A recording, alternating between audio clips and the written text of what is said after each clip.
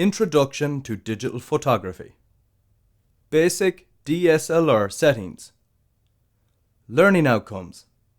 In this topic, you will learn about the functions of the buttons on the top, the side, and the back of your camera. This will give you the platform to begin to experiment and practice with the settings. And from here, your confidence can only grow. Top of the camera.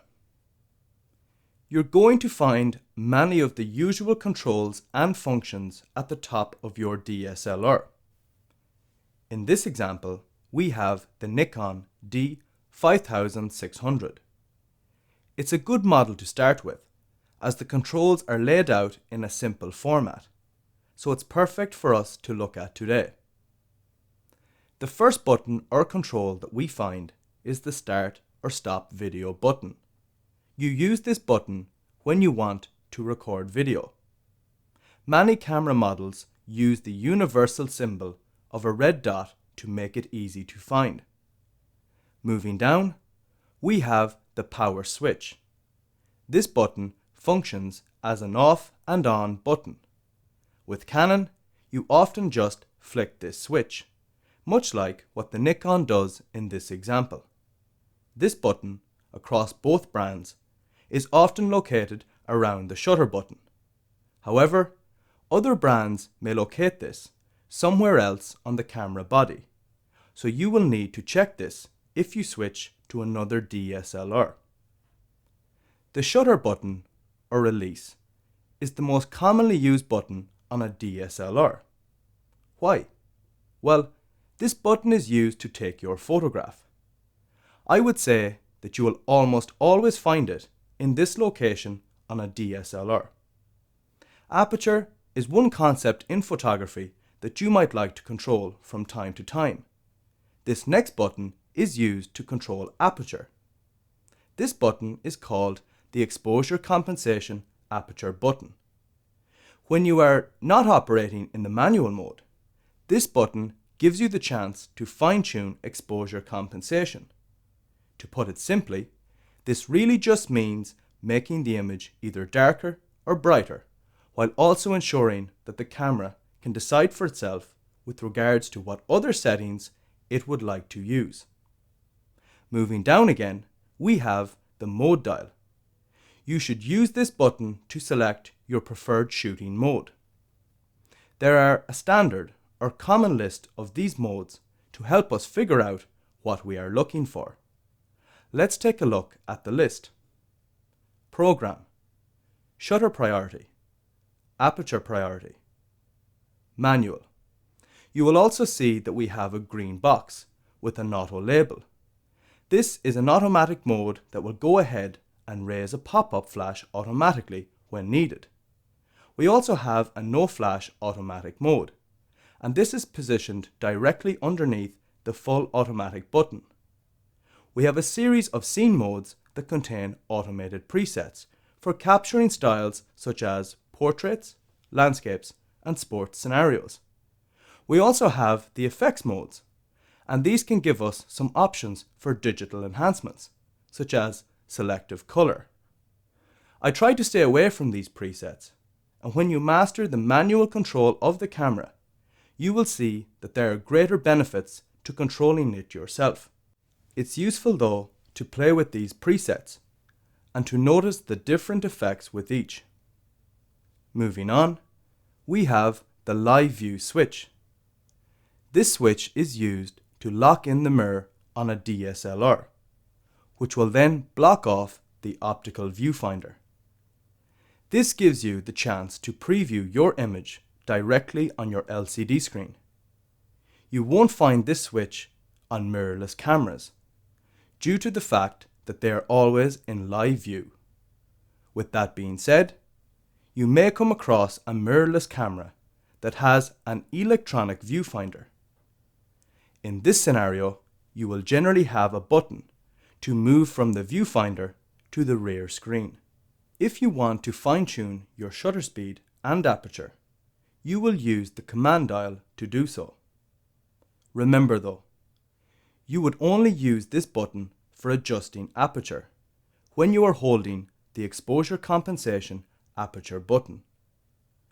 This command dial can commonly be used as a navigation platform or wheel, allowing you to move through menus or to control some other functions such as ISO or white balance.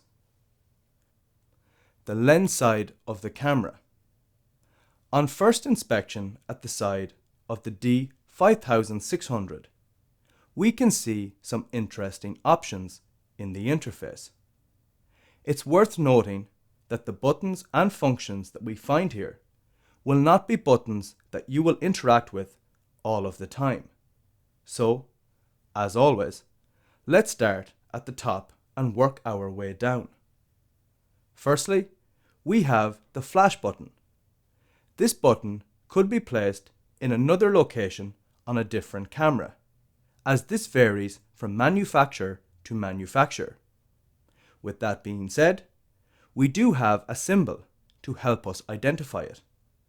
The lightning bolt symbol is universal, and it's a universal symbol for the flash button.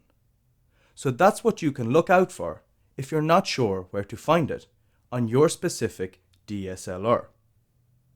If you hold this button, you can alter exposure compensation. This will give you the chance to fine-tune just how bright you would like your flash to be. This next button is a very useful one when you begin to become comfortable with the camera body's functions. This button is called the function button. It's called the function button because it can be programmed to carry out whatever you want. You would use this function if your camera has a feature that you'd like to use more easily, but it's hidden somewhere in the menu. In this case, you would assign that specific feature to the function button. Now we branch out to the lens. First up, we have the zoom ring. More often than not, this will be the bigger of the lens rings. When you turn this zoom ring, it will zoom the lens in and out, depending which direction you turn it. Then we have the focus ring. This ring will be the smaller of the lens rings.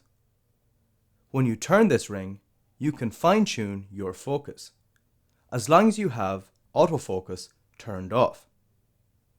Depending on the quality tier of the camera or lens model, you may encounter bigger focus rings.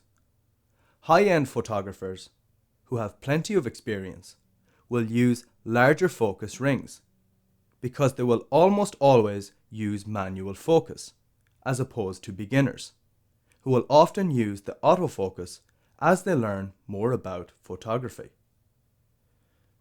Moving on, we have the lens retract button. With the current technology, we are seeing a rise in the numbers of retractable lenses. This is largely because these lenses are simply much more compact than non-retractable models on the market. When this button is pressed, the lens is said to zoom into its operational position. When you have finished shooting, press it again and it will retract. We also have the lens release button. You use this button when you want to release an attached lens. When you press it, the lens mount will unlock and you must rotate the lens to remove it. When you are mounting a lens, it's not necessary to hold it down, contrary to what some photographers think. The drive mode button gives you the chance to control the camera's drive mode, allowing you to take a single shot, shoot continuously, or use a countdown timer.